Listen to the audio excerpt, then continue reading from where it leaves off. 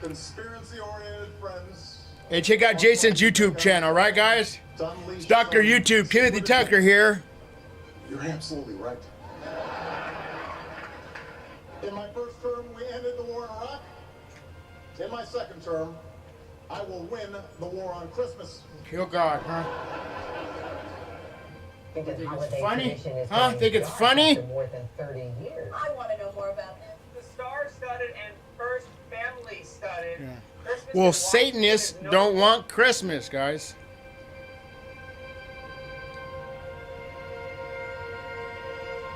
Canceled, guys. And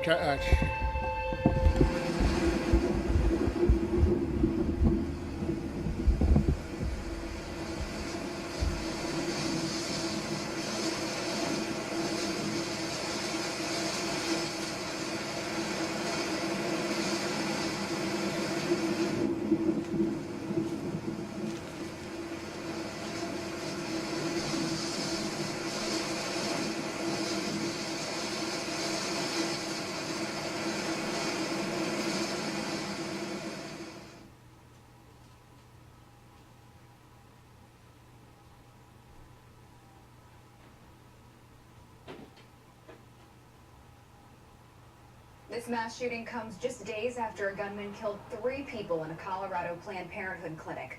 375 people have died in mass shootings. That's this year alone. But those shootings were all by lone gunmen who were either then killed by police or their own gun or taken into custody. Today's mass shooting is something new. This is different. This is now an organized, multiple offenders, mission-oriented shooting with maximum lethality being the goal. That's different from anything that we've seen before, more in line with what we saw in Paris. Last June, we led this broadcast with the church shooting in Charleston, South Carolina, and now we have led the broadcast with a mass shooting on average once every 4 weeks since then. Oh my gosh. Guys, is this out of my house right now? This cop's a little yard. Holy sh**. This was the shootout that our cameras missed.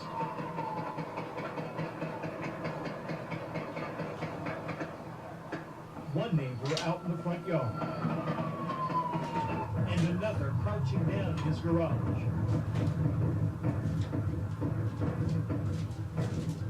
The suspect's family in disbelief.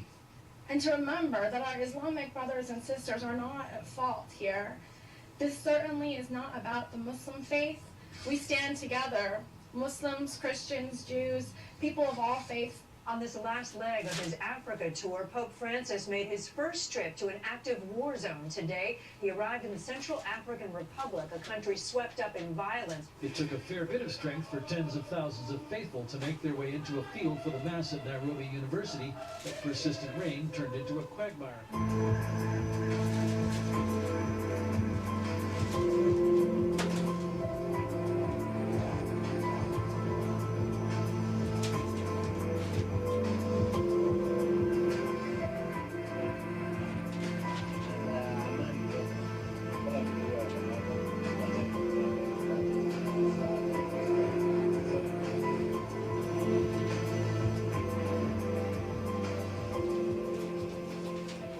Department is dedicated to teaching people how to react and survive. Active shooter training is the norm for most law enforcement agencies, but in Neenah, the police department there is also sharing their knowledge with the community. The bullets may be fake and the bad guy a good-natured cop, but the intensity very real every time Neenah police hold active shooter training in their community. This time it was San Bernardino. Next time, I don't know where it's going to be, but we know the pattern and we know that these things happen. Thank you, Chris. Brown County SWAT team was practicing their active shooter training today at the Breast Center. One person has died as a result of a hostage situation that lasted all day with police in Neenah. There were gunshots, multiple gunshots. Not your typical Saturday in downtown Neenah. You know, they had a SWAT truck and a whole bunch of stuff out there. Business owners Brian Gajewski Cars at both ends. and Catherine Fleischer watched police and SWAT teams take over the streets. Saw policemen running. Told residents within a quarter-mile radius to barricade themselves in their homes. after getting a call no police department wants to receive. We received a call of shots fired at a business in town. The business is Eagle Nation Cycles at 206 Main Street. There was a great show of force from the local police departments, and I really did feel safe, so. Yeah, whatever. Technology that can You feel safe around the police department? Attention and scrutiny this morning. You're gonna shoot your ass. Could help rid us of diseases like cystic fibrosis. The mark of the beast is here, guys. Even HIV and cancer. Think about that. Many scientists, including CRISPR's developer, Jennifer Doudna, are calling for a moratorium on its use in humans. A researcher and professor at UC Berkeley, Doudna has become a spokesperson for a gene editing technology she's credited with developing. Imagine being able to do that in the genetic code, the code of life. You could go in and snip out a piece and We're not replace it with God, something guys. that corrects a mutation that would cause disease. This is no longer science fiction. But alongside CRISPR's promise come some fears of its perils, like embryo editing that could lead to designer babies. Emmanuel Charpentier and Jennifer Doudna.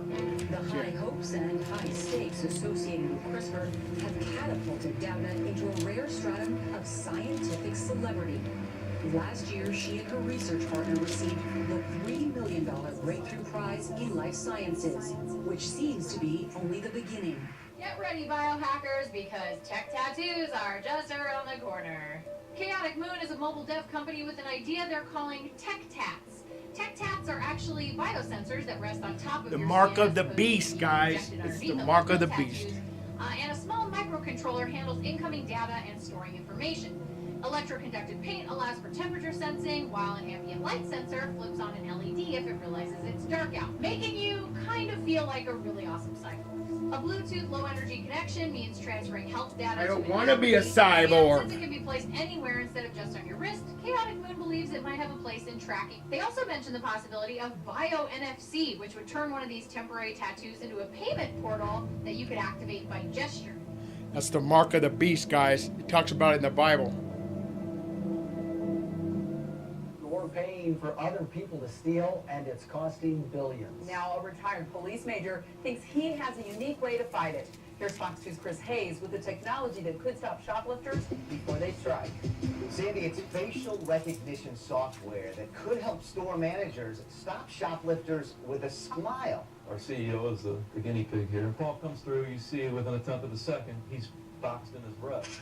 Spies says the facial recognition for retailers would work best as a shared network. Local police agencies are expanding the use of facial recognition cameras. More than twice as many devices have been deployed county-wide compared to 1 year ago. But as CBS News 8's Marcella Lee reports tonight, privacy advocates worry about what may be coming next. Mark of the beast. The thing that I worry about is facial recognition becomes like automatic license plate readers. That everywhere you go, there are cameras that are able to track where you're moving because they're able to identify your face. So far, that hasn't happened, but new technology is emerging. So some of the other technologies to keep an eye out for are iris scanning. That's a big one. We've also seen the Department of Homeland Security develop a tattoo recognition app.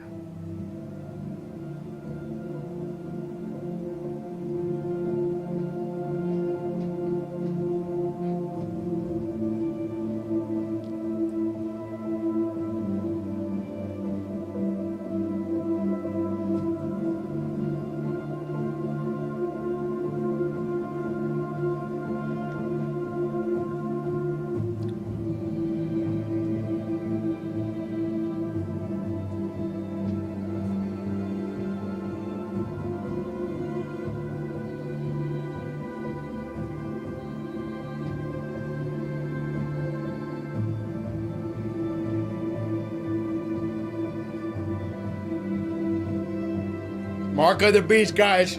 Watch out, man. Let's skip that, all right? Thanks, guys, for watching.